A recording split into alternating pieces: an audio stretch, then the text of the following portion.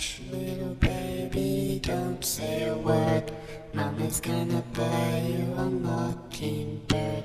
Hi, this story is from my early childhood.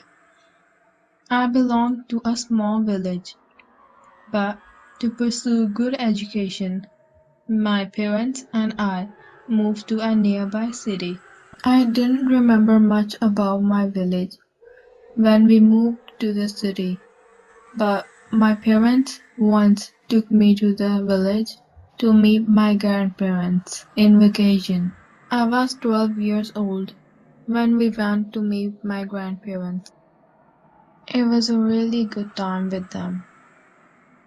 One day, I went outside to a nearby park so I can play with the other children, but no one wanted to play with me because they didn't know me. I sat on a bench and started to see other children who were busy playing with each other. A few minutes passed and someone gently patted my shoulder from behind. I turned back and saw a boy of my age. He sat with me and we had a long conversation about where we live and from which school we were studying. It was a very friendly conversation. We played for hours until at 5 p.m. when I wanted to go home.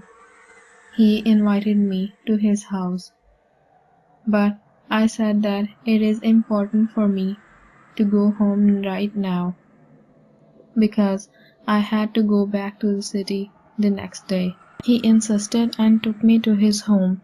When I saw his house, I became scared because his house was very scary and it was all pitch dark as if no one has lived there for years. And house was also very old and it gave me eerie feeling just by looking at it. I didn't went inside and excuse him as I really wanted to go home. The next day we went back to the city as I had to attend my school. In the next vacation I went to the village again. I thought I should meet up with him again. Whatever his house looked like, he was a kind and friendly person. He played with me when no one was playing, so I told my grandma about him. She knew everyone in the village, but she seemed to not to know him. She said that she has never heard his name, but she agreed to visit his house with me.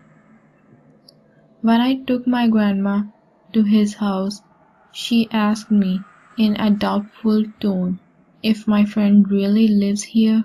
She then told me that it could not be possible as this house has been abandoned for years and is believed to be haunted. I insisted that the property might be sold out to someone and she might not know about it. She scolded me and asked me not to joke to her. I ran towards the house and entered through a small door which opened towards their backyard, and called out his name. My grandma followed me in the backyard. What I saw there gave me chills. There were 3 graves in the backyard, out of which one was his, and the gravestone said that he has been dead since 1997. I started to cry and my grandma took me in her arms and we came back home. I remember I had high fever for 3 days after this incident.